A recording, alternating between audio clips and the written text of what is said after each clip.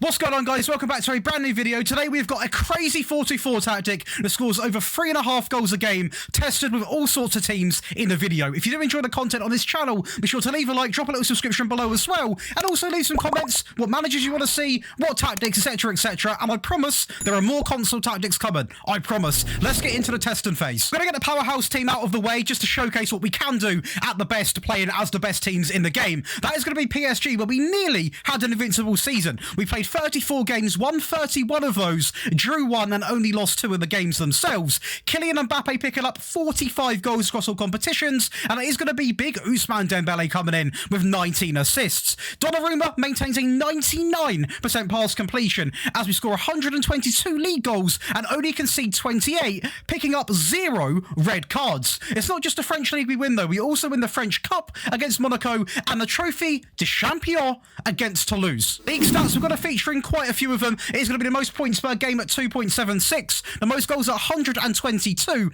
the most shots for at over 720, 729 to be exact, fewest shots faced against us at 216, and also the fewest conceded coming in at 28. Now, in terms of possession, it's by far not meant to be a possession-based tactic. Most 4-2-4s aren't, but 57% of the ball, we're going to take it. Data hub-wise, it's going to look absolutely extraordinary. 3.59 goals per game, a conceded at 0.82, which is way under the goal sort of game margin I usually like to maintain. Over 21 shots a game at 21.44, an 88.24 pass completion, and a 75.42 tackle win ratio. When you're scoring over 3.5 goals a game, you're going to naturally have a lot of goal scorers, and that's what we've done. To be exact, I mean, let's look at these. So, Kylian Mbappe, 45, Kolo Muani, 30, 23 for Asensio, Dembele coming in with 20, Gonçalo Ramos picking up 13, Fabian with 7, 6 for Soler, Vitinha with 4, also Hugo picking up 4 as well. The assist is going to look very nice as well, 19 for Dembele, Mbappe with 16, 12 for Ramos, Fabian with 12, 11 for Big Marco himself, Hakimi with 9, Hernandez with 9, 9 for Soler, Mane coming in, and mate, honestly, absolutely incredible scenes. And what I love about this tactic is we're not reliant on one player to do anything at all. So you're looking here at potentially, well, you are looking at 5 players with over 10 plus assists, but even in the goal scoring terms, we've got 4 players scoring 20 or above goals in the season, and then other people sort of chipping in with 8, 7s, etc, etc. So if Mbappe was to get injured, which as you can see he did here, quite a significant injury as well, we've got people that can fulfill that position. Kolo Muani, obviously Dembele as well, Marco, and obviously Ramos himself. So it's really good to see it is not going to be too stressful on losing one player. Up next is going to be Brighton. I do want to say I slightly adjusted the tactic for this test, so please just stick around to the end of the video where we are going to go over all 3 of the tactics I tested with using these. I'm going to clarify that right now so you do notice the results are going to be a little bit different. That is why they're a little bit tweaked versions. So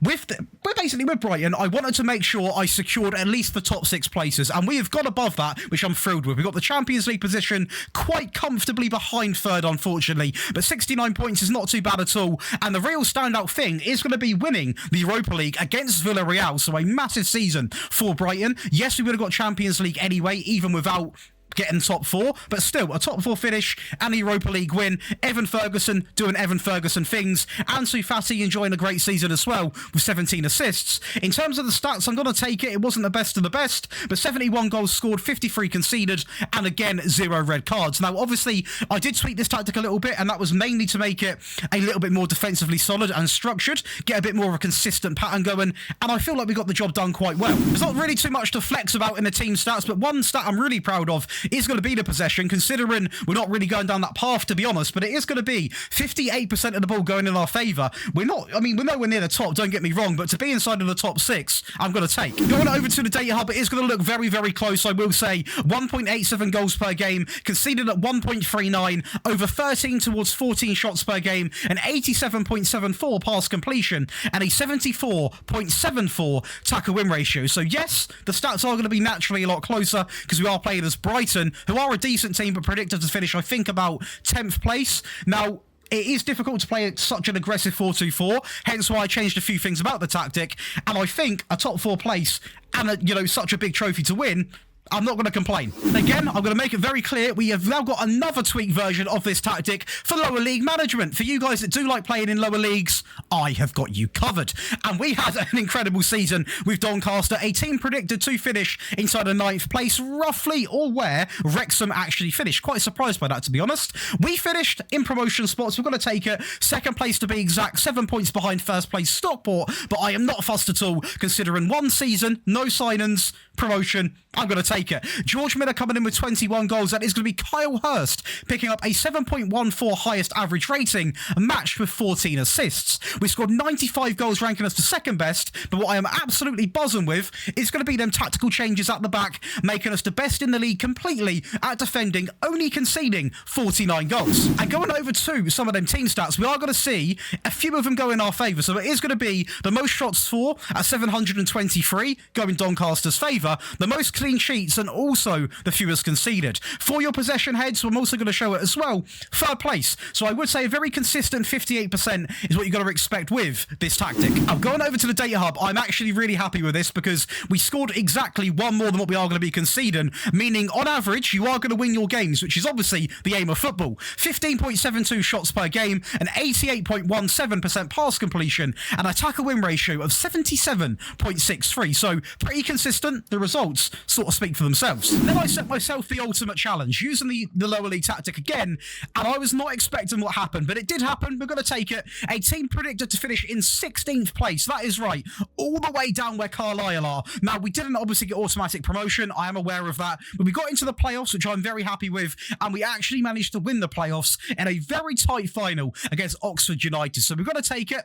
Hats off to the lads as well, because a very impressive season. 19 goals for Charlie, and it's going to be Tom Pearce picking up 14 assists as Sam Tickle picks up a 96% pass completion from the goalkeeper position. In terms of the stats, again, what I'm going to be saying is this lower league version of the tactic is so defensively solid. Again, a team predicted 16th. Let's not forget that. 40 goals conceded. Very, very good. Ranking the best. The 3rd best at scoring goals. Let's go over to the team stats. So the team stats are actually going to feature in a lot more than what I thought. Again, 58% possession. That is easily going to be the key stat line. That is quite a high amount of possession, to be honest. The fewest shots against are 395. The most shots for at 760. The most tackles won, we are not afraid to put in a challenge, at over 1,040. The most clean sheets at 23, and actually joint top with Bolton with the fewest conceded. Data hub wise, and again, the fact we've even got this under a goal a game in a 4-2-4 is very impressive. 0.82 conceded per game, over 15.5 shots per game being taken for us, an 88.19% pass completion, a 77.68 tackle win ratio, and 1.88 goals per game. And this was all using that 3rd variant, which is why I always say stick around for all of the tactics, because they do change from each one. But no, with the 1st variant in the tactic, obviously the one used with PSG, we were absolutely cooking. This is going to be the French Cup final against Monaco, and have you seen a better set piece than that?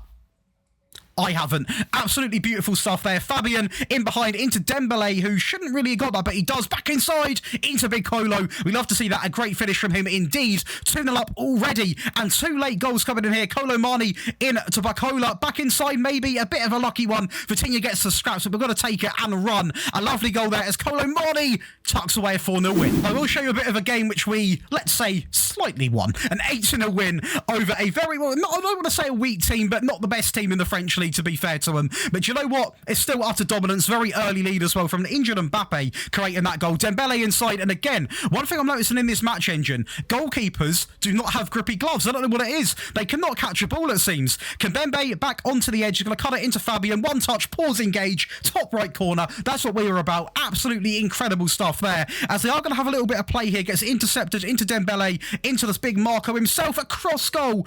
And I don't know if it's the ball that looks lovely, but do you know what? That goal looks nice and bright. Kimpembe into Fabian, into Kolo Mani, elegant play, into an injured Mbappe, and the goalkeeper, goodbye. My guy's on the left-hand side of the goal, awful positioning, an easy finish for Mbappe right there, as Fabian picks up the ball in midfield, drives up to the left-hand side, he cuts it across into Marco, and this guy is enjoying one fantastic season. That is to be sure there, as he goes again, goalkeeper, hasn't got the sticky gloves on. Don't know what I'm doing, but come on, we've got to fix this, guys. Danilo into Kimpembe, back into Danilo. Great link-up play into Marquinhos, into Big Hugo himself. A fantastic goal in a fantastic game, and very one-way traffic.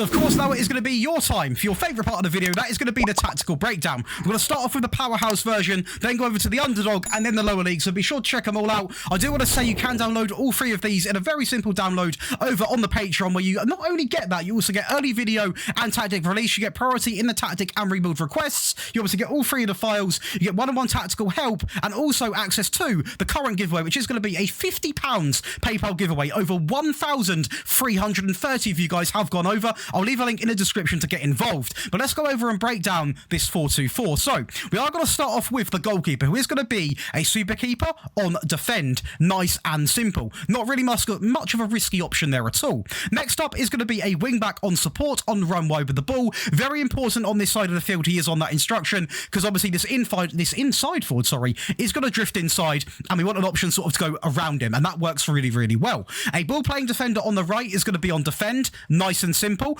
alongside of the identical position on the left-hand side. The wing back on the left is going to be a wing back on support on tackle harder. Now, unlike the right back, who is going to be run wide with the ball, we're not going to have that selected for him because we do have a normal winger out on that side anyway, so we're not going to have too much focus on that side needing to be sort of getting past him, going wider compared to the winger. In the midfield, it's going to be a box-to-box on support, on shorter, and obviously the other default instruction, which is going to be naturally roam from position. Now, in my opinion, this is an unchangeable role in this team because it really makes up for that midfield. Just a player that obviously is going to get forwards and also help defend. This role, however, it's a personal favourite of mine to partner it, but there are other roles you can use. So, for example, you could go ahead and use the likes of a central midfield player on defend. You could even possibly, if you want to go more attacking, use someone like a Roman playmaker. But in my opinion, this just cements the back four quite well, and is simply going to be on the default.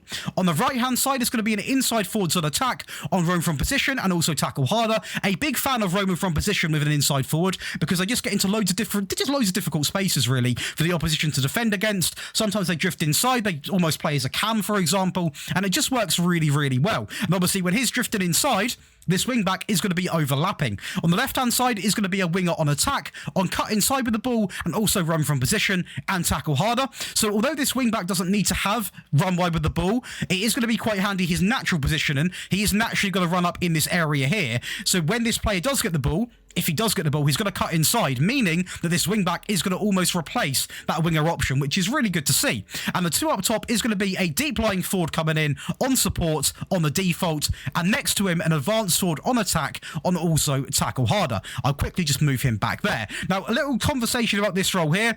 If you want to maximise your goals, you could go with an advanced forward, but I liked the deep-lying forward because it's a bit of a talking point in the team, someone to get the ball up to, and as you can see, obviously, by his instructions, by default, he's going to hold up the ball, which I found really useful because he holds up the ball, obviously, for the advanced forward, but also for that inside forward, and sometimes even potentially the overlapping wing back. So it does help out massively.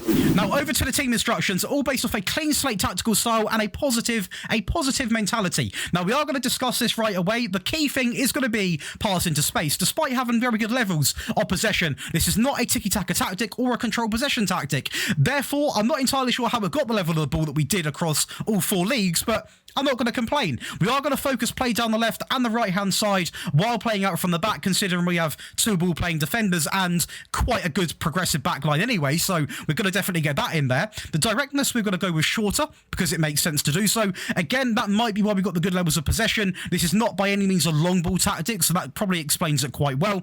We're going to go with the higher or slightly higher tempo, so not all maxed out for you guys. I know sometimes you get sick and tired of seeing maxed out tempo tactics, so hopefully this one pleases you a little bit. And also, we are going to go with being more expressive. Now, this is where it does change a lot from the lower league one and the underdog. This is quite an attacking variant. With them two, you're going to see significant changes. So I always say, watch the entire video because you might download this one and actually you're playing with an underdog team and it might not work as well. So that's why I've gone to the effort today to make three very different sort of 4-2-4s that all roughly have the same DNA, but a little bit of a tweak. Now, over to in transition, we are going to go with counter press, counter, distribute to the fullbacks and the centre-backs while rolling the ball out. Nice and risk-free. And again, I'm happy to get it to that back line. So we've got two ball-playing defenders. The wing-backs aren't too far pushed up anyway, so rolling out to anyone. I will say, though, most of the time it goes to the centre-back, so make sure you got players that have got good passing at the back, just to clarify, but that's a really risk-free way of playing out from the back. Lastly, the out of possession is going to be quite basic, to be honest. honest, we are going to go for the high pressing line of engagement, a standard line, get stuck in, and also we are going to have much more often. Now, if you don't want to use a deep line forward, say you go over press and forward, obviously you can have this on as well. But if you can, I would honestly try and use the way the tactic is, because it absolutely cooks. Over to that sort of underdog tactic. Now, an underdog tactic in my eyes, I'd actually say it's more of a mid-table tactic, this one. Sort of a team for like Brighton, maybe an Aston Villa, maybe, you know, sort of a team like that, a Brentford, them sort of vibes. We've obviously got a lower league one for the smaller teams, but this is going to be the cup final in that Europa League, and it is a very big one to win. Let's not get it twisted. Against a very good team in this competition traditionally as well. Matoma getting off to a great start, and the second goal coming in 2 minutes before the end of the game. Ansu Fati over the top into João Pedro. It's a wonderful goal. This is going to be the underdog variant. Now, again, obviously, you can download all three of these on the Patreon. I can only upload, one of these to FM Scout, and that is going to be the main one we saw at the start of the video. But this one is designed for sort of, I would say, teams under sort of between the 5th place to 13th place sort of area. I would put it under that. Then I'll probably just use the lower league one, to be fair. But let's go over and break this down. So it is going to be a super keeper, defend, nice and simple again. This is where it's going to be somewhat similar. So the fullback is going to be on support now, but he is going to be on run wide and tackle harder. Both of the ball playing defenders are going to remain the same. The fullback on the left is simply going to be on tackle harder, so with not the run wide with the ball, for a very similar story of these inside forwards that's pretty much were the same in the default tactic. The ball winning midfield player remains exactly the same. The box to box is going to be on pass shorter and roam from position. The inside forward on the right is going to be on support, on roam from position, and also tackle harder. And on the left, the winger on support, on cut inside and roam from position. Now, the reason why I've actually made this with 2 advanced forwards instead of a deep line forward and an advanced forward, for example, is because obviously it's a little bit more defensive in some areas. You'll see it in the team instructions especially. So having 2 advanced forwards, 2 players that are going to get in behind, is massively beneficial to getting goals with this tactic, and I noticed an instant change when having 2 advanced forwards. So I would definitely recommend it. It shouldn't be much of an issue for you guys, because pretty much every striker can play in this role, and trust me, you're going to instantly notice the difference in behind runs. And since we've got pass into space on, it's gonna smoke teams. It really is. Now, over to the team instructions. Again, a clean slate on the positive mentality, but there are going to be a few changes. So, fairly narrow, opposed to the usual we did have, a fairly wide. We're still going to pass into space. We're still going to focus down the left and the right while playing out from the back. We're going to have a shorter passing directness, the same, and also the slightly higher tempo with mixed crosses. But the difference is we are not going to be more expressive, because I do feel I'm usually a big advocate of going in against really big teams attacking, but over a season, it's not the most consistent way of doing things. And I feel like being more expressive the whole time as sort of a mid-table team is not the way to go. So that remains unticked. In transition, counter press, counter, the 2 you'd expect. But we're not going to go to the fullbacks. We're going to take short goal kicks to the centre-backs. And lastly, out of possession, the standard line, the high pressing line of engagement, get stuck in, prevent short goalkeeper distribution. No, it is not a mistake, because we've now got 2 strikers as far up as they can get. We may as well apply some pressure on the goalkeeper, so let's get stuck in, and also much more often on that trigger press. If we've got any Wigan fans in here, you're going to love this, I think, because this playoff final, I had to show it in the video. I never usually show 3 different stints of highlights, but do you know what? A 2-0 win. Both goals coming in extra time against a very strong Oxford City team, and this is going to be the first goal, and to be honest, it's a typical playoff goal. Very scrappy, very sort of both teams a little bit nervous what to do. We take the lead and we capitalise. Another goal here in the 116th minute. Smith in loads of space over the top, and how about that for a ball and a finish? This brings me over to the 4-2-4 machine, LLM. The lower league management, a very different turn, and you might think, Josh, that looks quite attacking. And yes, it is attacking. I went down the path of going quite attacking in the lower leagues, because I think when you're playing as any team in lower leagues, going attacking catches a lot of teams off guard, and I've gone down the path of having quite a restricted back line, so the goalkeeper remains the same. The wing-back is going to be a defensive wing-back, simply on tackle harder. A ball-playing defender on defend on the default. A central defender on the default, and a wing-back, again, only on tackle harder. So the back line is essentially there to defend, not get further forwards. Now, there's 2 reasons behind this. The first one is because usually in these leagues, no wing-back's really that good, so get him involved to the level that you'd get like a Trent involved, for example. And also because we've got a very attacking rest of the team, so a complete role change in the midfield. A DM comes in on support, on tackle harder, and a Volante comes in on tackle harder, both on the supportive duty. So the Volante, very progressive role in the the midfield, hence why next to him we've got a DM, so 2 deeper options now. On the left-hand side is going to be a winger on attack, on cross, aim far post, cut inside with the ball, roam from position, and also tackle harder. So what's going to happen is he's going to get the ball out wide, he's got to cut in on some occasions, maybe have a cheeky shot here and there, but when he does cross the ball, he's going to be hitting the target forward, because I've done a little bit of lower league saves on this FM, and there's a lot of tall strikers, so we've got to make use of it. On the right-hand side, an inside forward comes in on attack, simply on roam from position and tackle harder.